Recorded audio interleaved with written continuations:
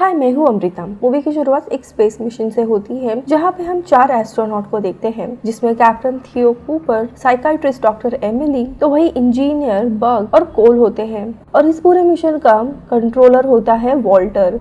ये सब लोग एक प्रेस कॉन्फ्रेंस में बैठे होते हैं जहाँ पे वॉल्टर हमें इस मिशन के बारे में बताता है, जिसमें एस्ट्रोनॉट को एक अंडरग्राउंड शिप में 400 दिन के लिए स्पेस जैसे कंडीशन में, यानी एक स्पेस सिमुलेशन में रखा जाएगा।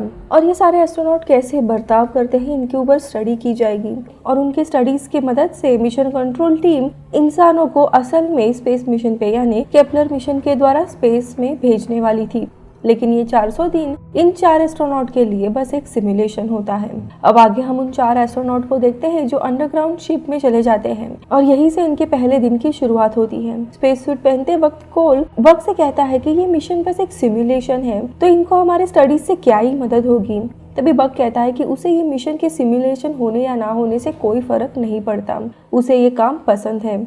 अब हम थोड़े समय के बाद सब लोगों को शिप के कंट्रोल के पास देखते हैं, जहाँ पे मिशन कंट्रोलर यानी वॉल्टर, जो इनकी सारी चीजों को मॉनिटर कर रहा था, वो इनके साथ कम्युनिकेट करता है और शिप को लॉन्च करने का सिमुलेशन शुरू करता है। लेकिन इस सिमुलेशन में भी उन्हें काफी इश्यूज आते हैं, जैसे कि शिप का पेलोड अपने आप ही अलग नहीं हो पाता और वो शिप में ही फंस जाता है, जिसके लिए कैप्टन कूपर शिप को एक एंगल पर झुकाने के लिए कहते हैं, जिससे कि शिप की स्पीड और हवा के द्वारा पेलोड शिप से अलग हो जाता है और शिप का लॉन्च स्टिमुलेशन सक्सेसफुल पूरा हो जाता है। और इसीलिए सब लोग काफी खुश होते हैं। अब थोड़े समय के बाद इन सबको अपने अपने कैबिन में जाने के ऑर्डर्स दिए जाते हैं, जहाँ पर कैमरास की मदद से उन पे नजर रखी जा रही थी। अब कुछ समय के बाद बग शिप में प्लांट्स लगाने का काम शुरू कर देता है। वही दूसरी तरफ एमिली भी क्रू मेंबर्स का मेंटल हेल्थ चेकअप करना शुरू कर देती है। सबसे पहले एमिली कूपर की मेंटल हेल्थ टेस्ट करती है, जिससे उसे पता चलता है कि कूपर डिप्रेस्ड और गुस्सा महसूस कर रहा है, क्योंकि मिशन से पहले जिस लड़की से वो शादी करना चाहता था, उसने उसे शादी करने से मना कर दिया है। यहाँ पे इन दोनों की भी बहस होती है और पता चलता है वो लड़की और कोई नहीं बल्कि एमिली ही थी, जिससे कूपर का मिशन से पहले ब्रेकअप हुआ था। इसी दरम्यान हम कोल को देखते हैं, जो अपने कैमरे की मदद से वीकली वीलॉग बना रहा होता है और यहाँ पे कैप्टन कूपर सबके लिए डिनर बनाता है। अब खाते समय एमिली वहाँ आकर उन्हें एक इम्यूनाइजेशन वैक्सीन का इंजेक्शन लगाने के लिए कहती है। ये इंजेक्शन देख कोल काफी सरप्राइज होता है, क्योंकि उसके बारे में इन्हें कुछ भी बताया नहीं गया था। तभी एमिली कहती है कि ये इम्यूनाइजेशन वैक्सीन है जो इनके शरीर को शिप के वातावरण के साथ अनुकूल करने में मदद करता है। ये सुनने के बाद सब लोग वो वैक्सीन लगाते हैं, लेकिन हैरानी की बात ये थी कि एमिली खुद को ये इंजेक्शन नहीं लगाती।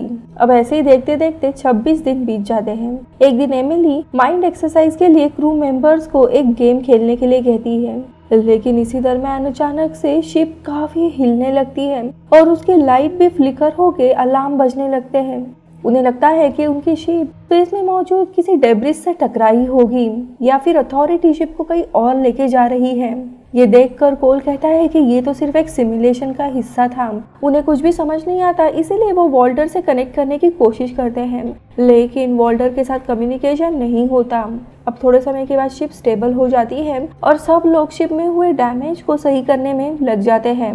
ये लोग आपस में ही बात कर रहे थे कि आखिरकार हुआ क्या, और उन्हें लगता है कि वॉल्टर ने जानबूझ के सिमुलेशन में ये प्रॉब्लम क्रिएट की होगी ताकि ये लोग कैसे बर्ताव करते हैं इसकी टेस्ट ली जाए। अब यहाँ पे थोड़ी देर के बाद एमिली चुपचाप आकर कंट्रोल रूम में वॉल्टर से कनेक्ट करने की कोशिश करती है। उसका भी कांटेक्ट हो ही रहा था कि तभी वहाँ पे कैप्टन कूपर आ जाता है। उसे देख एमिली वहाँ से बिना कुछ कहे निकल आती है और अपने रूम में आने के बाद उसे अपना अतीत याद आता है, जहाँ पे उसने कूपर के साथ काफी अच्छा समय बिताया था। अब ऐसे ही देखते देखते 200 दिन बीत जाते हैं। सब लोग अपना अपना काम करते हुए समय बिता रहे थे और एमिली भी उन्हें इम्यूनाइजेशन वैक्सीन लगा रही थी। अब एक दिन कोल जब अपना वीलॉग कंप्यूटर में अपलोड करने के लिए जाता है, तब अपलोड फेल हो जाता है और स्क्रीन पर लिखा आता है कि एमिली उन सबको वैक्सीन के नाम पे जहर दे रही है। ये मैसेज देख कोल काफी हैरान हो जाता है, लेकिन ये बात वो किसी को बताता नहीं है। वही दूसरी जगह पे बग को प्लांट वाले पॉट में एक चूहा यानी रैट मिलता है और वो रैट को लेकर सबको दिखाने के लिए आता है, जिसे देखकर सब लोग काफी हैरान होते हैं। लेकिन कोल रैट को बाहर फेंकने के लिए कहता है, क्योंकि इससे शिप कंटामिनेट हो सकती थी। लेकिन बग उसे बाहर फेंकने से बिल्कुल मना कर देता है। लेकिन तभी गुस्से में आकर कोल रैट को ग्राउंड में ही गिराकर मार देता है, जिसकी वजह से कूपर और कोल में बहस होने लगती है। आपस में लड़ाई हो जाती है। लड़ाई के बाद कोल अपने रूम में जाकर खुद को लगे हुए चोट को साफ कर ही रहा था कि तभी देखते ही देखते उसे अपना पूरा चेहरा खून में लथपथ दिखाई देता है, जिससे वो काफी डर जाता है। लेकिन आंखें बंद करके दोबारा खोल के देखता है तो वहाँ पे कोई भी खून नहीं था। चेहरा बिल्कुल भी साफ होता है, यानी कोल यहाँ पे हेलुसिनेट कर रहा था। इन सारी चीजों से डर कर वो एमिली के पास जाता है और उसे इस चीजें बताता है।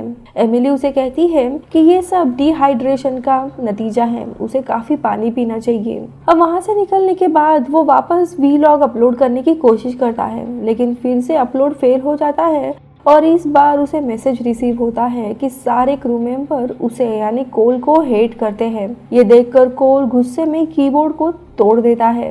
इन्हीं अजीब और गरीब चीजों के साथ इनका मिशन खत्म होने के कगार पे आता है। 400 दिन पूरे होने के लिए बस अभी 35 दिन बचे होते हैं।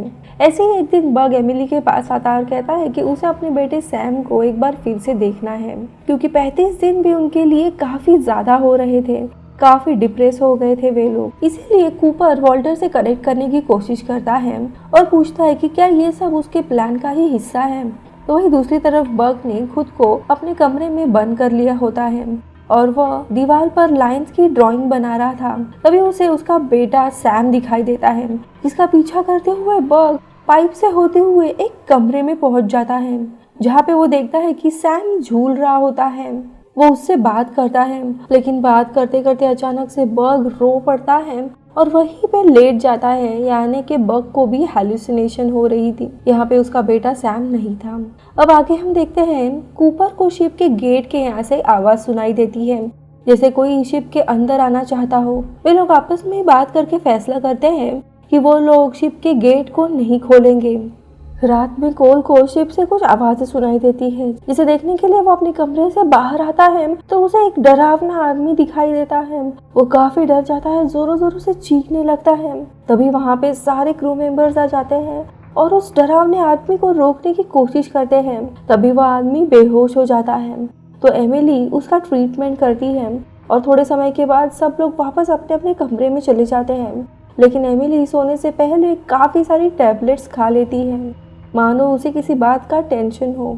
रात में कूपर अचानक ऑक्सीजन की कमी के कारण उठ जाता है और सबको जाकर चेक करने लगता है। वो देखता है कि एमिली भी बेहोश पड़ी हुई है और उसकी सांसें भी नहीं चल रही होती हैं। इसीलिए वो एमिली को ठीक करने की कोशिश करता है और उसे ऑक्सीजन सिलेंडर लगाकर होश में लाता है, जिससे एमिली की सांसें वापस चलने लगती है।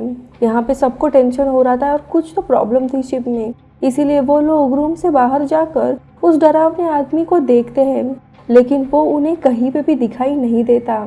इसी दरम्यान कोल उन्हें बताता है कि शिप के हॉलवे में एक होल हो गया है और इसी कारण से इन्हें ऑक्सीजन की कमी हो रही है। लेकिन कूपर इस बात से श्योर नहीं था, इसलिए कूपर डिसाइड करता है कि वो बाहर जाके खुद ही चेक करेगा। लेकिन कोल उसे ऐसा करने से मना करता है और कहता है कि ये सब सिमुलेशन का ही हिस्सा है। लेकिन तभी बग कोल को सर पे मार कर बेहोश कर देता है, जिसके बाद कूपर और बग हॉल के होल से होते हुए बाहर निकल आते हैं, जहाँ पे वो देखते हैं कि अर्थ पूरी तरीके से ब्लैकआउट है और पूरी आंधी और डस्ट से भरी हुई एक बंजर हो चुकी है। और वे लोग बाहर से कुछ डस्ट के सैंपल लेते हैं और शिप के अंदर चले आते हैं और उन्हें डस्ट के सैंपल में आर्माकोलाइट नाम का एक सब्सटेंस मिलता है, जो सिर्फ मून पर ही पाया जाता है। ये देख सब लोग हैरान होते हैं कि क्या हम सच में स्पेस में हैं। लेकिन तब तक कोल को होश आ गया था और वो कहता है कि ये सब कुछ वॉल्टर के सिमुलेशन का ही हिस्सा है और हमें 400 दिन पूरे होने तक यहीं पे रुकना चाहिए। लेकिन कोई भी कोल की बात नहीं मानता और वो सब लोग ऊपर अर्थ के बारे में पता करने निकल जाते हैं, जहाँ पे उन्हें एक घर दिखता है जिसमें एक शहर में जाने का मैप दिया था। वो सब लोग मैप को फॉलो करते हुए एक शहर में पहुंच जाते हैं, लेकिन उस पूरे शहर में सन्नाटा होता है। तभी उन्हें वहाँ जेल नाम का एक आदमी दिखाई देता है, जो उन्हें डिनर के लिए उसके होटल में इनवाइट करता है और उन्हें बताता है कि कुछ समय पहले ही मून से कुछ टकराने के कारण अर्थ पूरी तरीके से बादलों से घिर गई है। इसकी वजह से अर्थ पर अब सूरज की रोशनी नहीं आ पाती और अर्थ पे पूरी तरीके से अब अंधेरा ही है। ज़ेल उन्हें अपने होटल में रुकने के लिए कहता है। उस होटल में और भी काफ़ी लोग होते हैं। तभी कोल सभी से कहता है कि मैं कह रहा हूँ ये सब कुछ वॉल्टर का ही प्लान का हिस्सा है, और होटल में जितने भी लोग बैठे हुए हैं वो रिपोर्टर हैं, और उनके पीछे बैठी हुई लड़की दरअसल मिस फेब्रुअरी होती है, जिसे कोल काफ़ी अच्छे से जानता था। दरअसल मिस फेब्रुअरी एक मैगजीन की रिपोर्टर थी, और इसी के द्वारा कोल से उसकी जान पहचान होती है। वो सब लोग वहाँ से निकलकर बाहर जाते हैं, जहाँ पे कोल सबके लिए बियर मंगवाता है। लेकिन इस पूरे टीम में कोल के अलावा और किसी को भी ये सब कुछ सिमुलेशन का ही हिस्सा है ये नहीं लग रहा था। तो वही बग काफ़ी ज़्यादा घबराया हुआ था। तो वही कोल इन सब के काफ़ी अच्छे से मज़े ले रहा था, और वो मिस फेब्रुअरी के साथ फ्लर्ट करते हुए कहीं और निकल जाता है।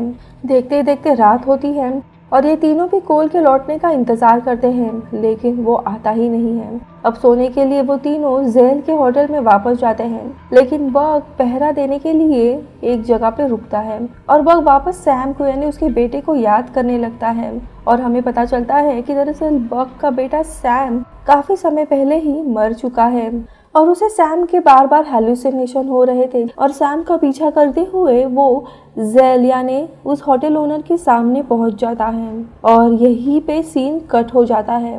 और हम आगे देखते हैं कि कुछ समय के बाद एमिली और थियो सोकर उठते हैं और बग को ढूंढने की कोशिश करते हैं। वो लोग बग के बारे में ज़ेल से पूछते हैं, लेकिन ज़ेल उन्हें कहता है कि वो सिर्फ 2 ही लोग यानी कूपर और एमिली ही होटल में आए थे। अब कूपर को होटल में रुकने से काफी खतरा हो रहा था, इसीलिए वो दोनों भी होटल से बाहर निकलकर बग और कोल को ढूंढने की कोशिश करते हैं। तभी कूपर भी एमिली से अलग हो जाता है, और वो होटल के किचन में जाकर देखता है, जहाँ उसे काफी सारा खून दिखाई देता है, और वही डरावना आदमी जो शिप में दिखा था वो एक जेल में बंदा दिखाई देता है। तभी तुरंत कूपर उस आदमी को खोलकर बाहर निकलने की कोशिश करता है, लेकिन तभी अचानक से उसके पेट में खंजर लग जाता है, और वो जख्मी हालत में ही होटल से बाहर आने की कोशिश करता है। बाहर आके उसे एमिली मिलती है। सबसे पहले वो कूपर को ठीक करती है, और तभी कूपर एमिली से पूछता है कि वॉल्टर ने उसे प्रेस कॉन्फ्रेंस के टाइम पे क्या कहा था। तभी एमिली कहती है कि दरअसल वॉल्टर ने ही उसे कूपर के साथ ब्रेकअप करने के लिए कहा था। ये सुनकर कूपर काफी गुस्सा होता है, और दोनों मिलके वापस शिप की ओर चले जाते हैं, जहाँ पे उन्हें पता चलता है कि उनका पीछा किया जा रहा है, और ज़ेल और उसके साथ ही उन्हें मारकर उनके शिप पर कब्जा करना चाहते हैं। इसीलिए वो लोग ज़ेल और उनके साथी को मारने का प्लान बनाते हैं। कूपर शिप के बाहर जाकर छिप जाता है, तो वही एमिली एक खंजर लेकर शिप में चली जाती है। ज़ेल और उसके साथी जैसे ही शिप के अंदर चले आते हैं, कूपर उन पर चुपचाप बाहर से शिप के अंदर आकर हमला करता है, और ज़ेल के साथियों को मार देता है। वही ज़ेल एमिली को मारने के लिए ढूंढ रहा होता है, लेकिन तभी कूपर ज़ेल पर हमला कर देता है, और उन दोनों की भी काफी लड़ाई शुरू होती है, जिसमें कूपर को चोट लगने के कारण वो हारने लगता है। लेकिन एमिली पीछे से आकर ज़ेल को मार देती है, और तब भी सिमुलेशन के 400 दिन भी पूरे हो जाते हैं, और वॉल्टर का एक मैसेज कंट्रोल टीवी पर चलने लगता है, और उस मैसेज में लिखा होता है कि उन्होंने नए सिमुलेशन को सफलतापूर्वक खत्म कर लिया है। और तभी शिप का गेट ओपन हो जाता है, और वहीं से सनलाइट शिप के अंदर आती है। एमिली और कूपर दोनों भी एक साथ शिप के बाहर आते हैं, और आगे क्या होने वाला है इसका इंतजार करने लगते हैं, और मूवी इसी रहस्यमय एंडिंग के साथ खत्म होती है। मूवी में चल रही सारी घटना एक सिमुलेशन होती है, और मूवी में जो भी कुछ हुआ वो वॉल्टर का सिमुलेशन का हिस्सा था। जिस तरह एमिली सारे क्रू मेंबर से कुछ छुपा रही होती है, और वो इंजेक्शन नहीं लेती, और ऑक्सीजन की कमी से मरने वाली रात वो कुछ टैबलेट लेती है जिससे वह मरी हुई पता चले। ये सारा वॉल्टर का ही एक प्लान होता है। होटल में कोल मिस फेब्रुअरी को पहचान लेता है, और इससे उसे पता चल जाता है कि होटल में मौजूद सारे लोग वॉल्टर से ही मिले हुए हैं, और इसी कारण से वॉल्टर को उसे सिमुलेशन से बाहर निकालना पड़ता है। तो वही बग भी डिप्रेशन के कारण सिमुलेशन से बाहर आता है। बचते हैं एमिली और कूपर, जो कि यही मान रहे थे कि ये अभी असल की दुनिया है, इसीलिए उन्हें ज़ेल को मारना जरूरी होता है, और ज़ेल को मारने के बाद ये सिमुलेशन खत्म हो जाता है, और मूवी यहीं पे खत्म होती है। मैं मिलूंगी आपसे अगले वीडियो में, तब तक के लिए बाय बाय।